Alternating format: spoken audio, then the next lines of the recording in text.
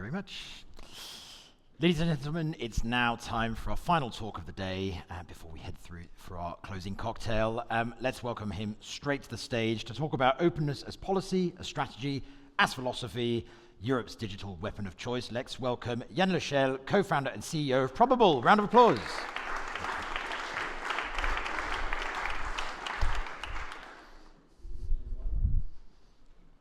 Do not have the talent and the theatrics of Laurent Alexandre, but I will start by saying that he's probably right to a large degree. But in particular, I'll remember the 30 years.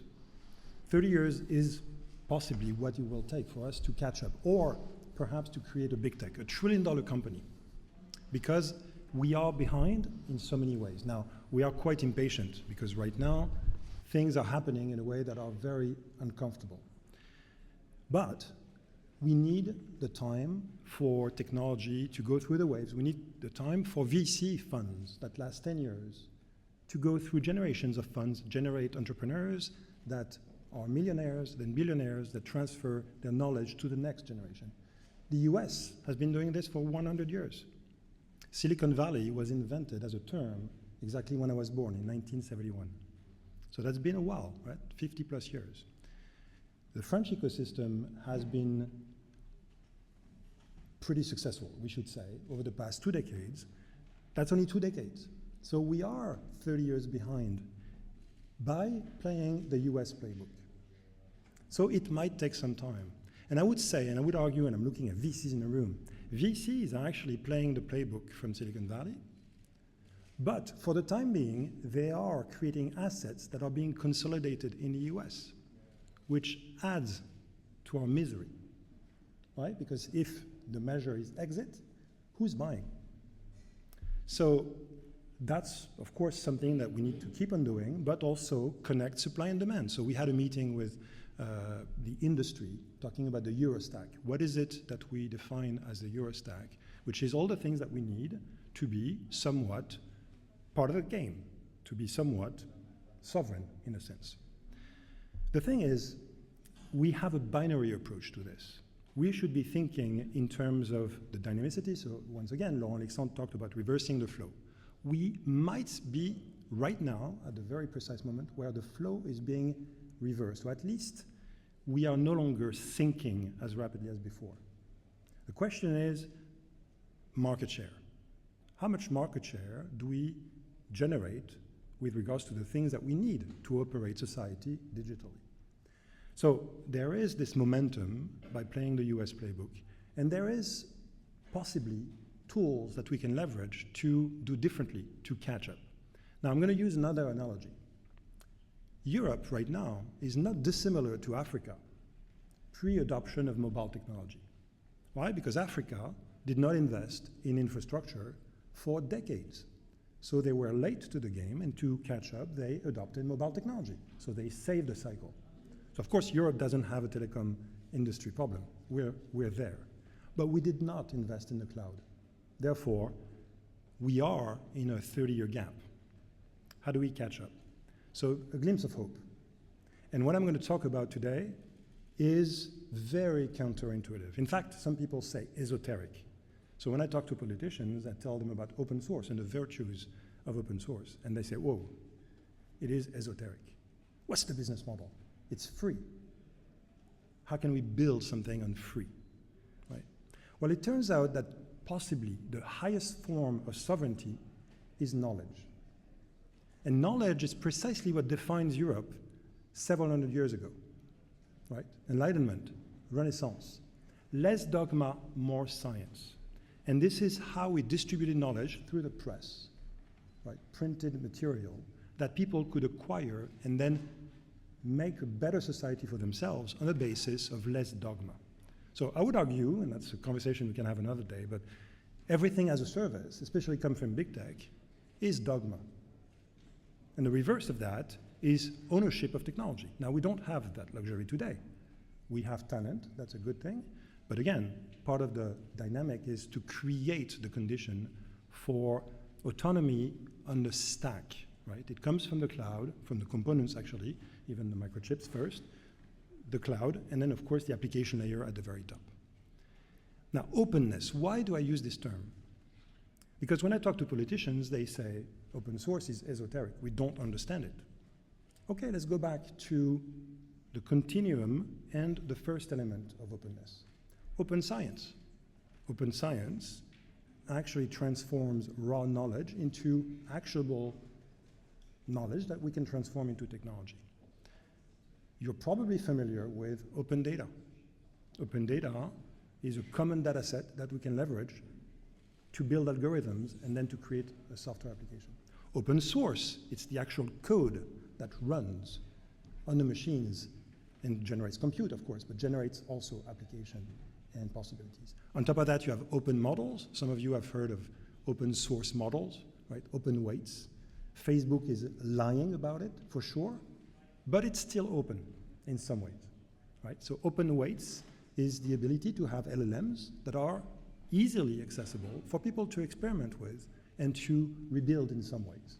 So there are some merits in the fake open source of Meta. So there's a continuum of open artifacts, open assets, very close to knowledge, in fact, and we should use that to our advantage. Case in point. Big tech uses openness to compete against big tech.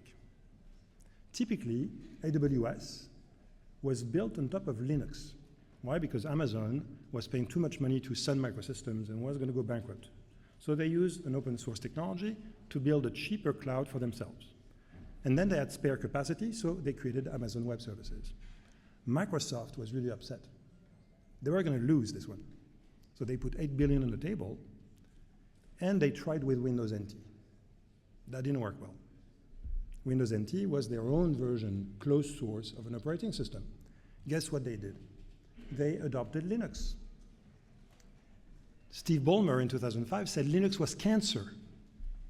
The patient should be dead today. 98% of Microsoft Azure is running on Linux. So open source allows a challenger, no matter how big tech it is, to compete with other big tech. And there are countless examples. Kubernetes on the cloud with Google creating a sort of Trojan horse. You've heard of DeepSeek, right? So in the sequence where you have OpenAI, which is closed AI in some ways, where you have Llama 2 from Meta that becomes open, then you have Mistral that uses open to distribute its technology and get to be known.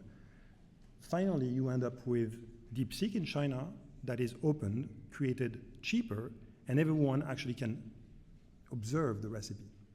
China has weaponized openness. So my argument here is that we can leverage all the shades of openness to actually create a competitive environment for ourselves. This is applicable to a company, a corporation, right? So big tech against big tech. Can be used by a startup like Mistral, who said, look, here's a magnet, and you can have the model. It spread like wildfire, and Mistral got known overnight with this open approach. It can be a country like China that has clearly established openness as a pillar of their strategy for not so much dominating the world economically, but to distribute technology to avoid being dependent on US technology in any way. And by doing so, by the way, they empower the rest of the challengers so that we can undercut and not be so dependent on US technology. So openness has virtues across the board, but it's not a binary affair, right? Because companies can build on top of open to build a proprietary solution or a service layer. There's no problem there. So, in fact, most people don't know this, but 96% of the code anywhere is open source. So open source is the hidden infrastructure that we do not want to look at because we think it's complicated to fund and finance. Actually, it is probably the most powerful weapon of mass level playing field. It is extremely powerful because if you let go of certain things, you actually create an ecosystem that generates more value that you can even create yourself. So it is something that is not, of course, the only recipe, but it is something that we need to learn to harness. China has actually adopted it in a way that is significant for them. As Europeans, we should adopt it. We invented it, right? We invented knowledge and spreading knowledge. And this is what creates the condition for stability and for sovereignty. Again, the highest form of sovereignty is knowledge. If everything goes wrong, all you have is knowledge. And if source code is knowledge, if data is knowledge, then if we spread it, we generate more return that we can think. So of course, that is something that is to be calibrated with the entity that is leveraging the weapon, wielding the weapon. So not everyone should be doing that. But there is a report from the Commission, actually, that said that 1 billion euros invested in open source generates between 80 and 90 billion in return. Now, it's a problem because we don't know where the returns are coming from. Well, imagine it's evenly distributed. If Europe is 20% GDP, that's 20 billion return. Forget what the others get. Do you know any investment that generates a 20 times return? There is none. So open source, from the standpoint of the strategic thinker, in terms of using it tactically, and I'm not talking about the business model, I'm talking about the side benefits, the externalities that we create from openness.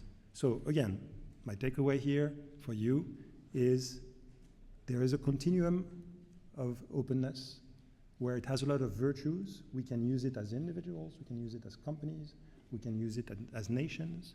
And Europe, as a supranation, should better get its acts together, because otherwise it will take 30 years. And my bet is that if we adopt openness as a strategy, tactically, we can probably do this in 10 years. Thank you.